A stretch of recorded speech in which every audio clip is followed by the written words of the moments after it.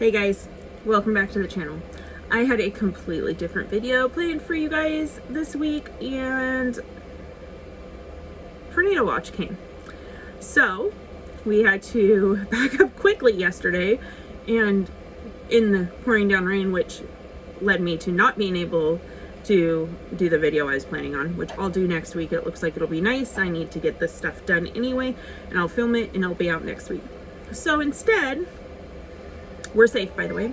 Instead, I'm just going to go over our plans with the goats we have, what we plan to, with other goats, if we plan on getting more, and kind of where we're at now. And that's always subject to change, but I figured I'd update you and, the breeding plans, because we all know everybody likes baby goats. If you don't like baby goats, you need to get your head checked. Okay. So I'm just going to go down the line in, the order that we acquired them. I keep all my stuff for the goats in this file folder, and they each actually all have their own little file. I get these at like Walmart. So first we have Sarah. Now the first two goats, Sarah and Sammy, we acquired on the 8th of November. We purchased them from a local person, not registered, but Nigerian dwarfs.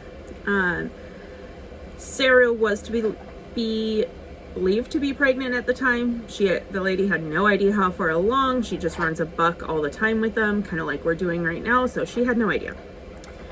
In December, Sarah gave birth to baby Garth, which we'll talk about him more in a little bit. And from there, we actually had planned to wait until October to breed her back, so we would have late February, early March babies. But because we didn't get our pen built fast enough, she had other plans. We recently had to go stay with my in-laws during the snowstorm and had moved all of our goats across the street to the neighbor's barn. And at that point, she was in a standing heat. And we believe our buck, which we witnessed, got her. So from that point, it is July, I believe she's due between July 11th and July 13th will be her due date. Now, Nigerian dwarfs go 145 to 155 days, so it could really be 10 days after that, but that's the earliest she'll be due. Not a plan. It was not in our plans. We talked about options, but we believe this is the best for the time being. And then we will hold off on breeding her again until next spring. So she will have basically a whole year off before she even attempts to be pregnant again. I will breed her probably late May, early June the following year. So we're gonna give her a little break after this go around. And I didn't feel like she was old enough to be having a baby in December, so this makes me a little nervous, but we think it'll be okay. I said that she was bred by our buck, Sammy, who we acquired at the same time as her. He is about 8 or 9 months old now, and he's just a blue-eyed, beautiful buck. So we're excited to see the combination between those two.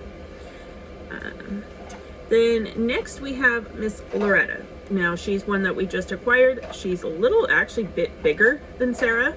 Sarah's just a very petite, tiny thing, and Loretta is very thick, not fat. She's just wider bodied, and about as big as Sarah is already. Our plan for her was I was going to breed her in May and have those October, November babies. Plans changed. During the same time that we moved everybody over, same situation. She was in a standing heat a couple days after we moved them over, and we believe she's due on the 13th. of July. Again, 145 days to 155 days, so anywhere in that time. I'm going to be watching them coming up to see if either one of them go back into heat and keep an eye on them, make sure they are pregnant. But right now we believe them both to be as we witnessed it happen. And they were both in a standing heat. And then comes Miss Patsy. Miss Patsy we acquired with Loretta.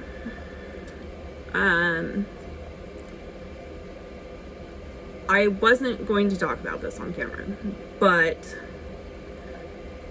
we want to be open and transparent through our journey. We are learning.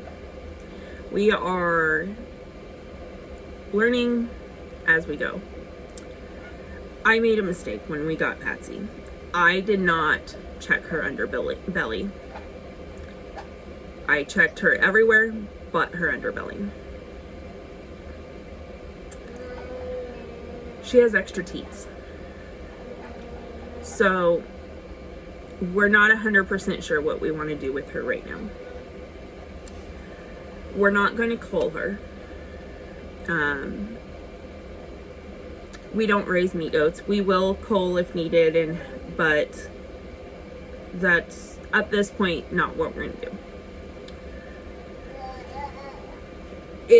If we choose to breed her, she's still too young. She was born in December, so it's not an option to even breed her right now. So we're taking precautions in. When the time comes, if we choose to breed her, we risk her passing down the extra teats to her kids, and those becoming culls. If you didn't know, goats have 2 teats, and that's all they should have. If they have more, it confuses baby. So any babies she has, if she has babies, will have to be bottle babies, which is fine. That doesn't bother me. But it confuses babies. Some don't produce milk, some do. In the show world, you would get knocked way down, but these aren't registered goats, so they're not going to be showed anyway. The other option we have is to sell her to a family that wants a pet. She is sweet, but she's still very skittish. She is not pet ready. So we're going to raise her. And for now, our plan is to breed her.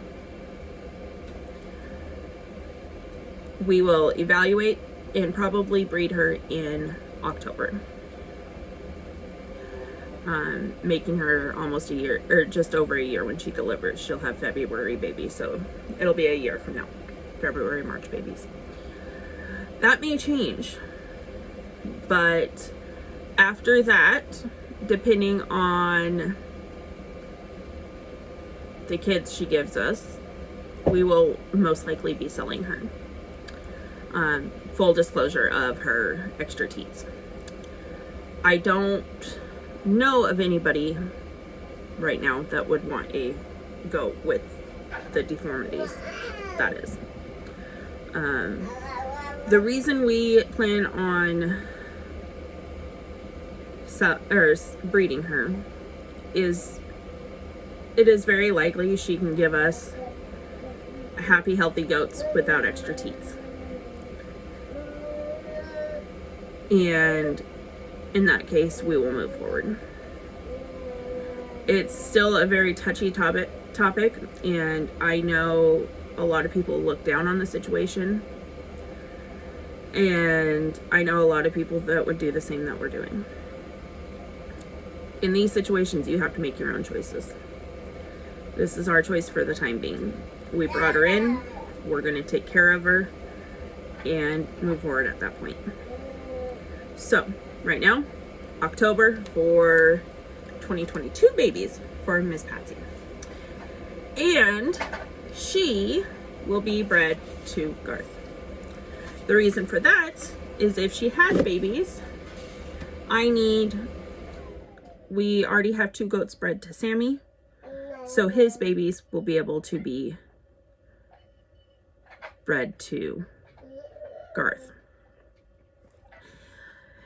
And then we want to have some babies bred to Sammy down the road.